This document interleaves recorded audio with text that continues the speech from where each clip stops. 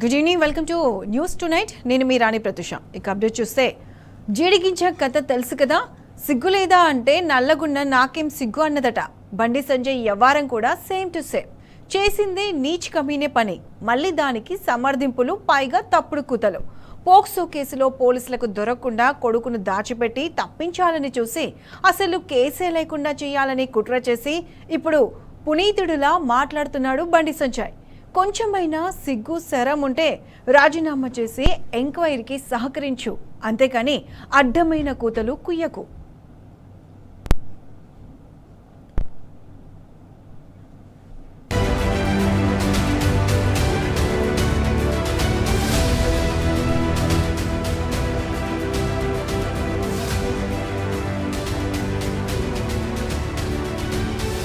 తప్పు చేసినందుకు సిగ్గుపడకపోగా తప్పుడు కూతలన్నీ కూస్తున్నాడు బండి సంజయ్.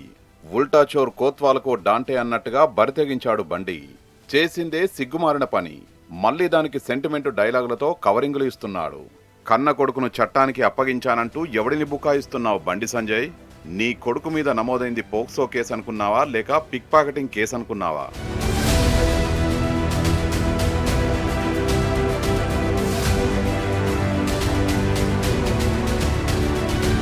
కొడుకును అప్పజెప్పినా అంటే వారం రోజులు నువ్వే దాచినట్టు ఒప్పుకున్నట్టే కదా. నేరస్తుడిని దాచిపెట్టినందుకు నీపై కేసులు పెట్టాలి కదా. పోక్సో కేసులో నిందితుడిని దాచిపెట్టడం, పారిపోవడానికి సహకరించడం కూడా తీవ్ర నేరాలే. BNS section 249 harbouring offender, BNS section 238 సాక్ష్యాన్ని మాయం చేయడం, సెక్షన్ 61 నేరపూరిత కుట్ర, సెక్షన్ 229 తప్పుడు సమాచారం ఇవ్వడం. ఈ సెక్షన్ల కింద బండి సంజయ్ కూడా నిందితుడే అవుతాడు. బండిపై వెంటనే ఈ సెక్షన్ల మేరకు కేసులు నమోదు చేయాలి. నిందితుడిని దాచిపెట్టిన నువ్వు కేంద్ర మంత్రి పదవిలో ఉండడానికి అర్హుడివా?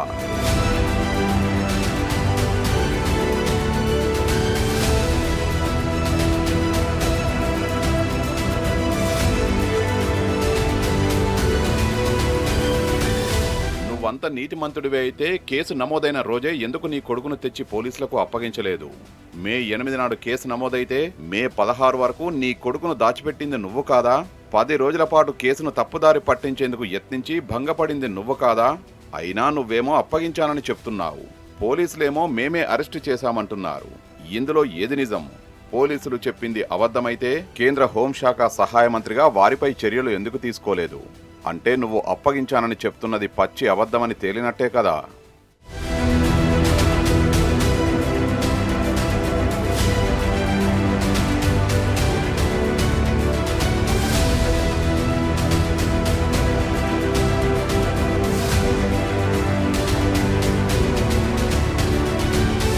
నిజానికి నువ్వు పోక్సో కేసు నిందితుడి తండ్రివి మాత్రమే కాదు, కో అక్యూసుడు కూడా.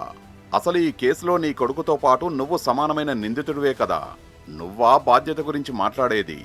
నీ కొడుకు తీవ్రమైన నేరం చేశాడని ఆరోపణలు ఎదుర్కొంటుంటే ఇంకా కేంద్ర మంత్రి పదవిలో ఎందుకు ఉన్నావు మిస్టర్ బండి సంజయ్?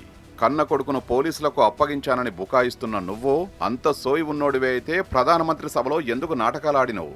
అదే సభలో నీ కొడుకును పోలీసులకు అప్పగించే దమ్ము లేకపోయిందా?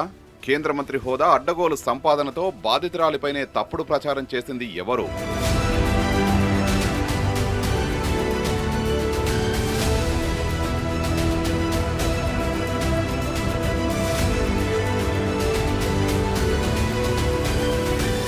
కోర్టులో విక్టిమ్ షేమింగ్ చేసి నీ కొడుక్కి ఇంటరిం ప్రొటెక్షన్ తెచ్చుకోవాలని నువ్వు కుట్ర చేయలేదా బండి సంజయ్?